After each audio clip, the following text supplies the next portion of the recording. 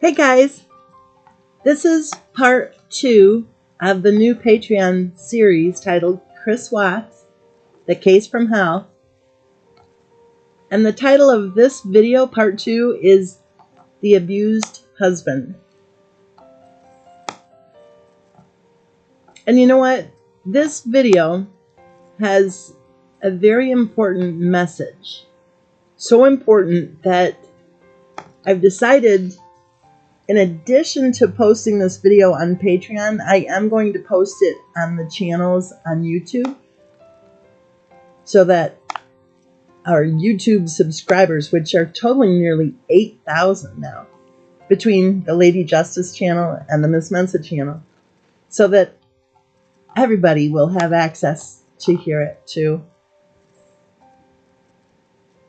Before I start with the video too, I want to say if you would like to support this channel, then you can do so by joining us on Patreon at www.patreon.com/, or wait, no it isn't. It's patreon.com/Miss Mensa.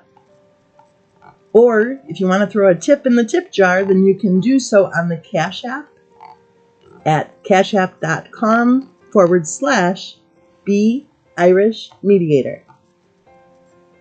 BIRISHMEDIATOR, Be Irish Mediator on Cash App. So let's get started. You know, the most dangerous moment of any relationship where there is abuse is when the abuser realizes they have lost, or are about to lose, control of their victims. It is not safe for an abuse survivor to announce to their abuser that the relationship is over. If you take away just one tidbit from this video, if your takeaway is only this, then please pay close attention. This is a very important message for you or for anyone who you know who is living in abuse. If you are moving out, or if you are taking steps to leave or to part ways with the abuser in your house, do not tell the abuser. That's your takeaway from this video. Do not tell the abuser that you're leaving, or that you're planning to leave, or that you're taking steps to make sure that the abuser has to leave. Do not tell the abuser. Try to get that job. Try to save up the money you'll need. Try to find a better place to live. And I don't mean a fancier place to live. I mean a safer place to live. Try to find a safe space for you to be where your abuser has no clue how to find you when he or she catches the clue that finally you have said enough. And then after you leave, or after you take steps to have the abuser leave, protect yourself. Do not meet with the abuser. Do not fall for any more of the BS. Now your abuser may punish you for taking back control of your own life. He or she may make false accusations against you. That's what abusers do. He or she may, threaten to break or to take your belongings. That's what abusers do. Maybe your abuser won't let you have access to your belongings. That's what abusers do. They may spread lies about you, the abuser and his or her friends. That's what abusers do. But those who know the truth, and that includes you, about what was really going on behind closed doors cannot and do not care about whatever venomous lies the abuser is spreading, or whatever false accusations the abuser has made, or care at all about your stuff. Your life may depend on you letting go of your stuff. And if you do lose your stuff and people point at that and go, "Oh, look at that. She must have done something wrong. She's running from something." They're damn right you're running from something. You're running from the abuse. And the fact that you did leave your belongings behind shows the hell you were living in. It's only stuff. You matter way more than your stuff.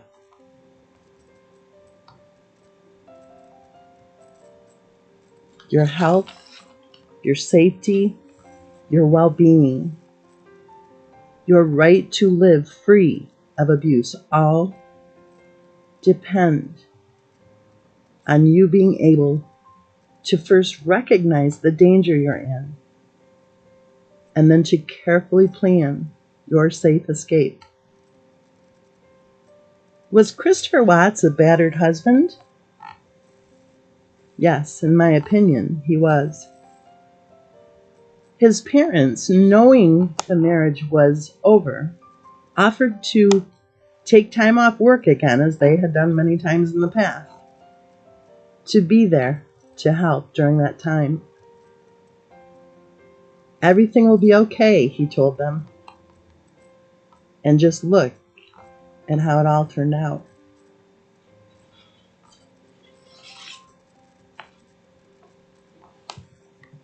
Cindy Watts told me that everybody was afraid of her daughter-in-law, especially her son, Christopher Watts.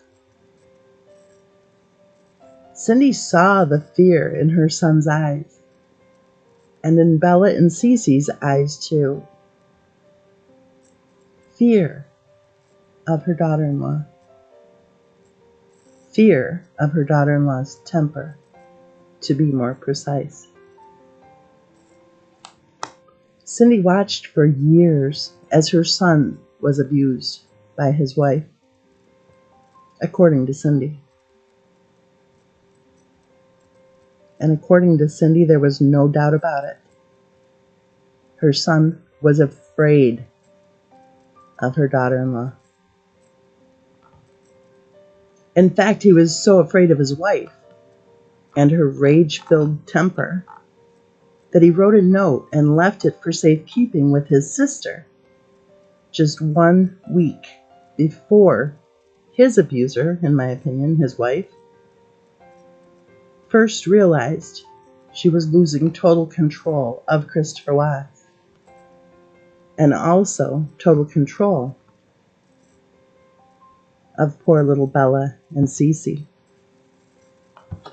The curtain had dropped. The show was over. The truth was about to become known. The note read that if anything happened to him, to please investigate his wife. He also clearly stated that he would never do anything to harm himself or his wife or their children. Cindy Watts told me that her son's wife threatened him the morning of the tragedy by saying, or perhaps more likely snarling at him, that he would never see Bella and Cece again. She also threatened to make him pay for this. make him pay? That is what I would refer to as the punishment phase of abuse. Within how many minutes was it that poor little Bella and Cece Watts were dead?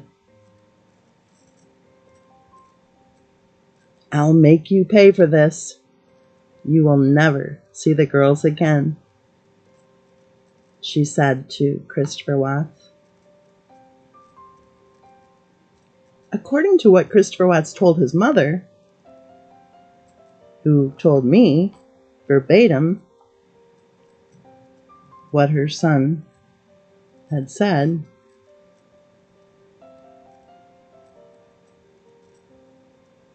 right along the same time that he was telling Cindy Watts what his wife had said to him the morning of the tragedy, he also told Cindy Watts that he had decided to take responsibility for what happened. Pay attention to those words. He told his mother, Cindy, that he had decided to take responsibility for what happened. He didn't say, Mom, I did it. He didn't say, Mom, I killed my wife and children. He didn't say, oh man, I lost my temper. Oh man, I feel so bad for what I've done. No, he didn't say any of that stuff. He said to Cindy, quote, that he decided to take responsibility for what happened. Well, guess what, guys? In the paradigm of abuse, those who are being abused will often take responsibility for what happened. It's easier that way to survive. You know, the path of least resistance. To blame oneself for the abuser's bad behaviors and actions. It's also a result of conditioning along the way to believe the abuser's lies, that somehow the abuser didn't really do anything wrong, that somehow whatever happened was not at all the abuser's fault. Was Christopher Watts a battered husband? Yes, in my opinion, he was. And in my opinion, he did blame himself somehow for what happened. Because he was finally brave enough and strong enough and rested enough in her absence, instead of suffering from sleep deprivation as he'd been doing for years, that he was finally able to stand up for his children's right to be safe. I do not believe that Christopher Watts was leaving his wife for himself. I believe he was leaving the marriage in order to protect little Bella and Cece Watts. I'll make you pay for this, his wife snarled. You will never see the girls again, she said.